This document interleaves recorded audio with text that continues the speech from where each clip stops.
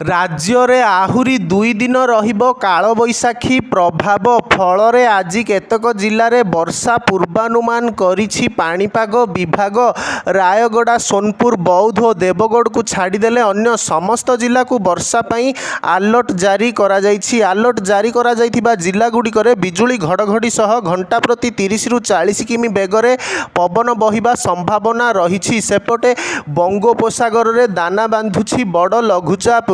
ମେ 17ରୁ 23 ତାରିଖ ମଧ୍ୟରେ ଗୋଟିଏ ସାଇକ୍ଲୋଜୋନେସିପ୍ ବା ଗଭୀର ଅବପାତ ହେବାର ସମ୍ଭାବନା ରହିଥିବା ପାଣିପାଗ ବିଭାଗ ଅନୁମାନ କରୁଛି। ତେବେ ପାଣିପାଗ ବିଶେଷଜ୍ଞ କହିଛନ୍ତି ମେ 21 ତାରିଖରେ ଘୂର୍ଣ୍ଣିବଳୟ ସୃଷ୍ଟି ହେବ, 22ରେ ଲଘୁଚାପ ଓ ପରେ ଗଭୀର ଅବପାତରେ ପରିଣତ ହେବ। ସ୍ୱାଭାବିକ ସମୟର ପ୍ରାୟ 3 ଦିନ ପୂର୍ବରୁ ଦକ୍ଷିଣ ପଶ୍ଚିମ ମୌସୁମୀ ବାୟୁ ଆଣ୍ଡାମାନକୁ ଆସିବ ବୋଲି ଅନୁମାନ କରିଛି ଭାରତୀୟ ପାଣିପାଗ ବିଭାଗ।